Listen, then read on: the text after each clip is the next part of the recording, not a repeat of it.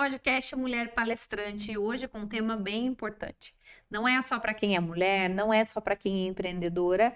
E se eu fosse você, começou a assistir esse vídeo, convida também os seus filhos para assistirem e pode ter certeza que esse conteúdo é para a vida toda, para todos os momentos da sua vida. Não tem uma situação exata da sua vida que o que você vai aprender aqui, você vai utilizar. É para tudo. E a gente tem aqui como nossa convidada hoje a Ana Zata, que fala muito sobre sustentabilidade, sobre a importância da gente entender o que é, porque muita gente escuta falar e às vezes não sabe nem o significado.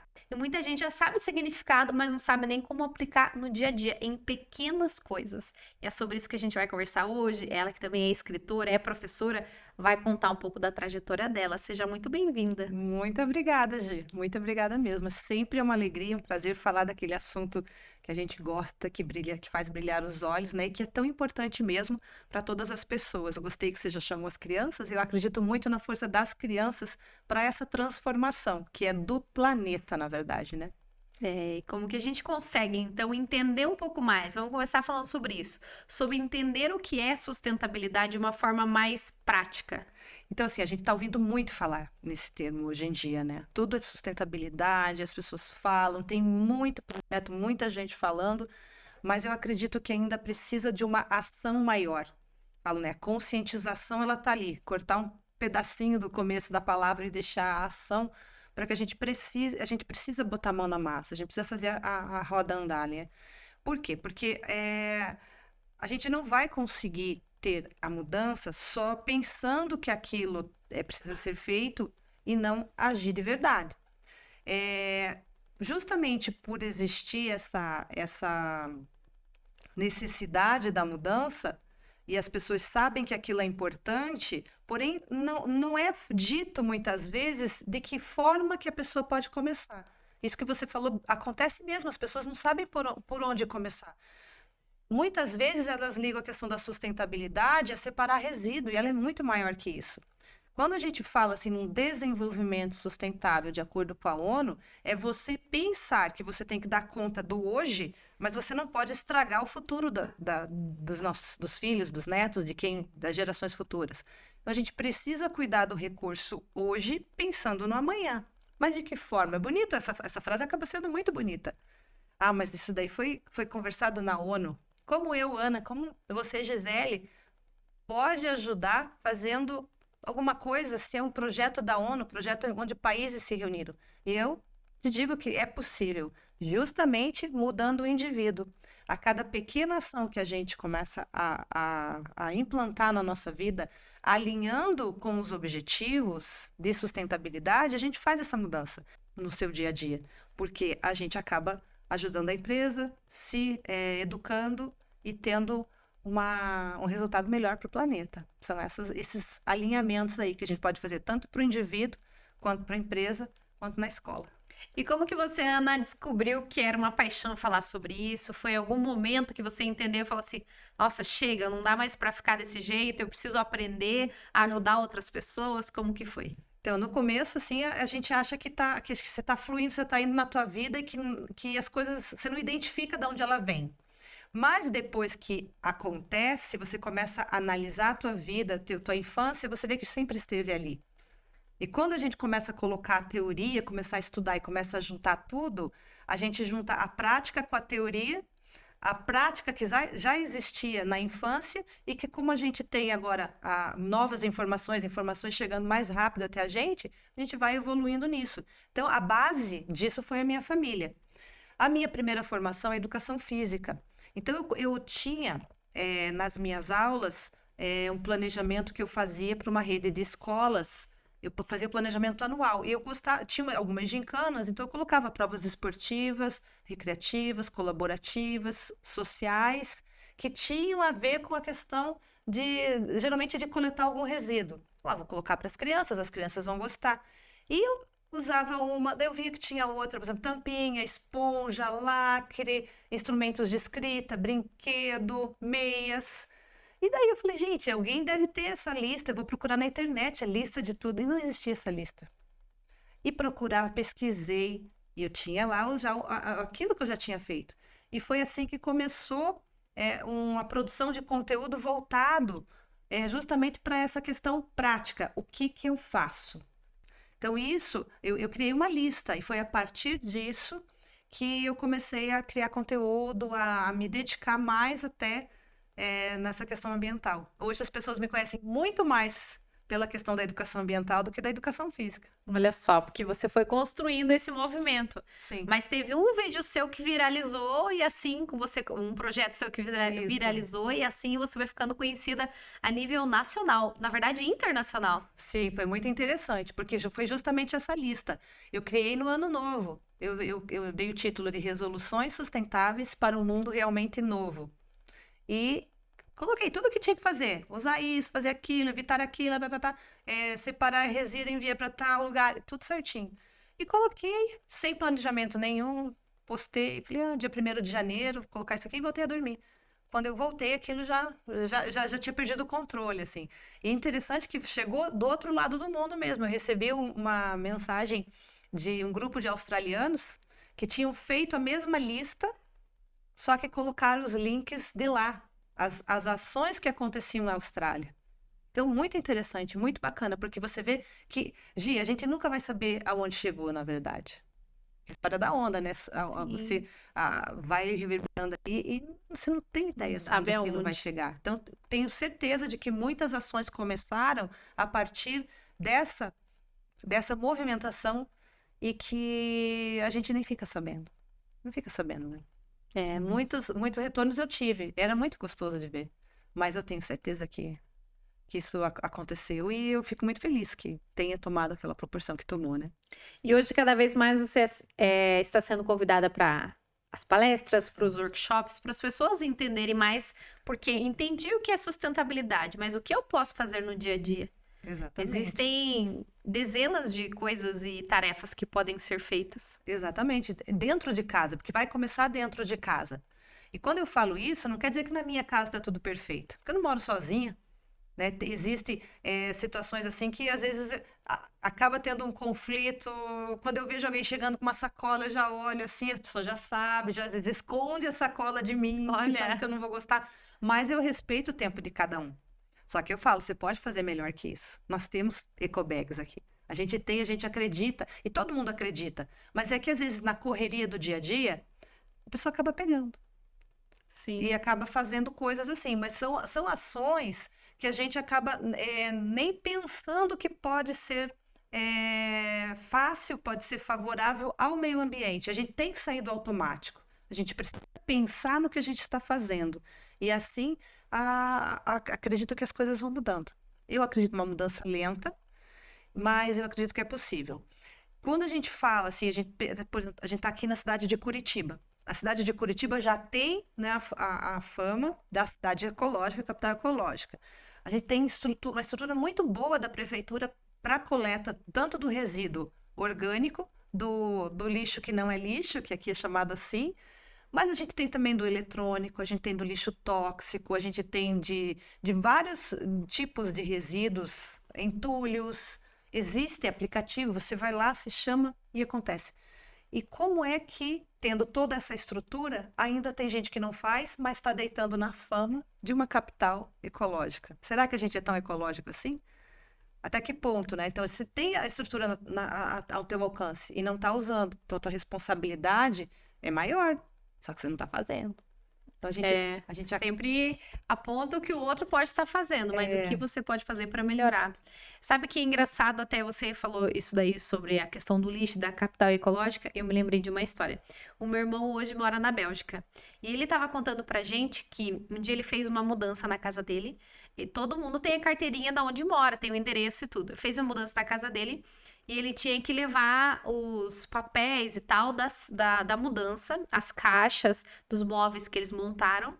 Ele colocou dentro do carro e ele andou 40 minutos para jogar no lixo certo. Porque ele foi até um local perto da casa dele e eles falaram, aqui não é o lugar. Eles pegaram a carteirinha, puxaram no sistema e falaram, o teu local de entrega é em tal lugar. Ele teve que ir até lá. Ele falou assim, aonde que a gente faria isso dentro do Brasil? E ele mesmo falando da questão de que lá não é qualquer lixo que você pode colocar. Você pode ser multado pelo lugar. Você tem que destinar o lixo no lugar da sua região certa. Tem um lugar para tudo.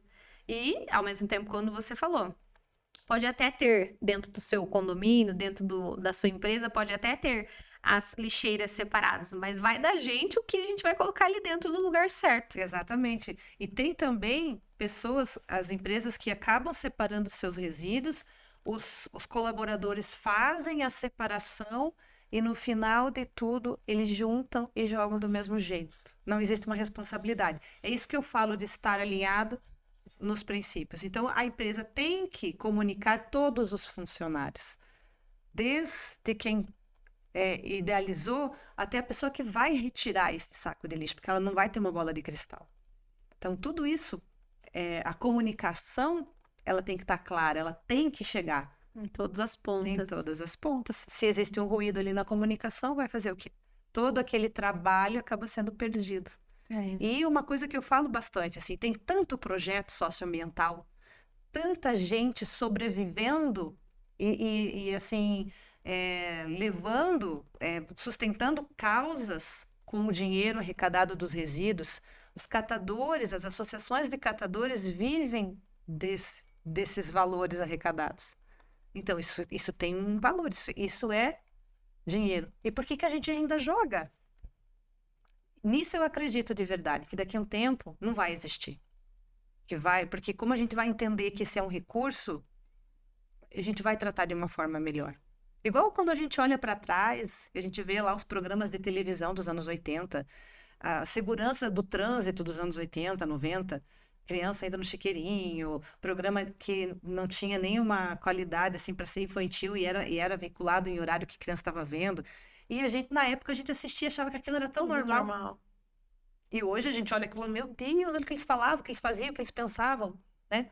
Então, essa questão do resíduo, eu acredito. Porque ela tem valor. Em alguns países isso já acontece. De colocar a garrafinha, talvez a Bélgica tenha também, que a Alemanha eu sei que tem. Coloca a garrafa, pode ser uma garrafa de refrigerante, de PET, coloca ali e sai um tiquezinho que você troca, né? Nos supermercados, em alguma coisa. No Brasil, poucos lugares têm, assim, talvez bem pontuais, que não atendem. A questão da logística reversa também. A lei, ela exige um mínimo de 23% que a empresa pegue novamente para reciclagem. O Brasil não tem estrutura para reciclagem de tudo isso. O maquinário é caro, vem todo da Alemanha, vem de fora. E você acredita que cada vez mais as escolas trazem essa questão da educação ambiental para a sustentabilidade? Então, as escolas elas trazem, tem conteúdo, a Base Nacional Comum Curricular, ela veio recheada de habilidades e competências ali que atendem os critérios assim de sustentabilidade, transformar num conhecimento efetivo do aluno. Por quê? Porque o professor, ele está lá, ele tem que dar conta daquele conteúdo. Ele precisa dar conta. E, às vezes, tem o gestor, o diretor, ele está querendo o resultado daquilo, acaba com isso daí, vamos, fotografa, bota no site, ó, tá aqui, tá feito, vem o próximo. E, às vezes, o melhor não ser isso. Então, eu tenho escolas pequenas, assim, que já tem isso no cerne, isso daí vai com uma belezinha. Então, tem escola que tem animais, as crianças cuidam dos animais, plantam sua horta, compostam, entendem todo o processo, levam os legumes para casa que elas plantaram e tal. Em escolas maiores, talvez eles não consigam atender. Mas o que mais me incomoda é justamente esse não alinhamento. Eu sempre dou o exemplo de... Assim, as crianças estudam em ciências a questão dos animais, do ser vivo, o mar, né, o ecossistema marinho, muitas tartarugas, peixes e aves se alimentando de tampinha de bituca de cigarro, de bexiga, de balão.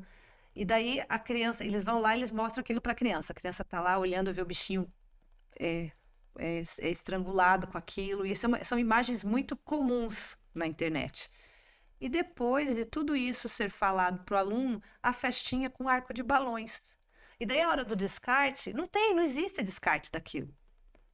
Não tem para onde ir, porque é um material que pode ser reciclável, mas não existe a reciclabilidade. Financeiramente, não vai. O ouro da reciclagem é a latinha, né? O alumínio. O alumínio, você não vê uma latinha no chão.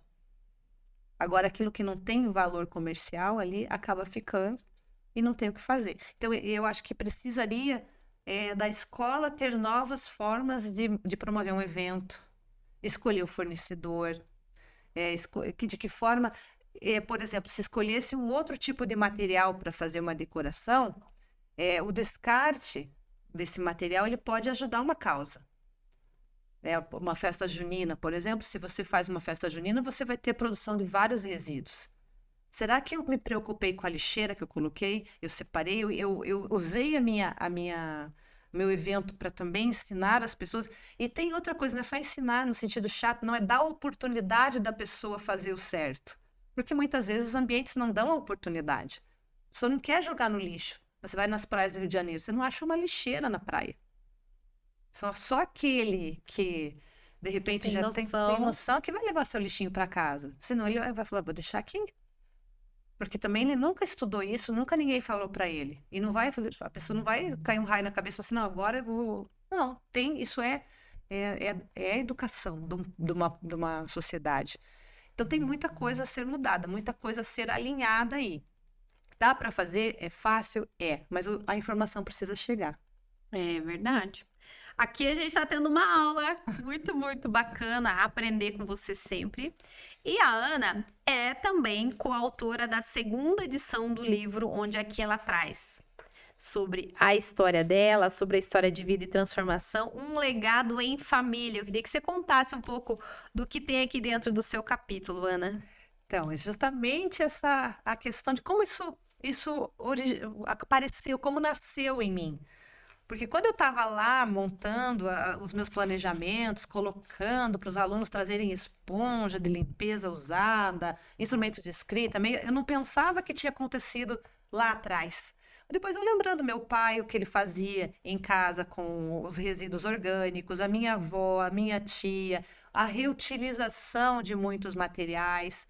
O meu avô, que quando ele ia no supermercado comprar o refrigerante do domingo, pegava aquela sacola de lona dele, a mesma sacola velhinha surrada, colocava os engradados de vidro, ia com o casco para comprar o refrigerante. E tudo isso, depois de um tempo, parece que a ficha caiu e foi montando esse quebra-cabeça que eu vi, olha, a minha base está aqui. Então, eu tive essa base em casa e coincidiu também de eu gostar do assunto e querer fazer. Assim, eu sabia que era uma informação tão preciosa, tão boa. E, Gi, quando a gente joga essa causa para as crianças adoram, elas querem fazer, elas transformam. É uma potência. Eu tenho fotos, assim, em montanhas de meias, porque que eles Olha. trouxeram para uma campanha que a gente fez para essas meias que iriam para cobertores, né? Elas iam se transformar em cobertores depois. Eu tenho fotos assim com um tapete de esponja, Que legal. tampinhas que as crianças traziam. E às vezes, quando acabava o projeto, daí a escola, não, agora não estão mais recebendo. Eu falei, gente, mas a criança está trazendo, ela já está, né, Educada para para aquilo. aquilo. E o projeto acabava. Então, isso fez com que eu entendesse que nasceu lá da minha família. E toda essa caminhada depois, a viralização, os prêmios, recebi o prêmio da Associação Comercial do Paraná em 2021, bem na pandemia, dessa questão da sustentabilidade. Então, isso foi muito legal, muito importante, motivador, né? Ter também trocado a experiência lá fora, em Orlando, com a cultura dos Estados Unidos, que é um produtor de resíduo. E ver também o incômodo das pessoas, dos brasileiros que estavam lá, que tinham uma realidade no Brasil e que lá não tem. E como que isso está sendo feito? Então, é um problemão que está aí. A gente está vendo a Terra pedindo socorro, montando o site também, daqui uns dias já vai estar no ar. E hoje, nas redes sociais. Cá tá comigo. Bem, o negócio é entender como catar e aprender cada vez mais com você. Então, é convidar as pessoas para aprender nessa coleta tão importante. Muito obrigada, Ana, pela sua presença aqui. Para vocês adquirirem os livros, é só entrar em contato com a Ana, que tem a história dela aqui. Ela tem os livros para vocês comprarem, para vocês conhecerem mais o trabalho da Ana. Só entrar nas redes sociais, Ana Catá comigo. E agora, você que vai fazer o convite. Vamos encerrar juntas naquela câmera ali. Quero agradecer a presença de vocês. A Ana vai fazer o convite para vocês catarem com ela. Vai lá, Ana. Cata comigo. Esse aí. compromisso é nosso, gente. Até o próximo episódio. Tchau, tchau.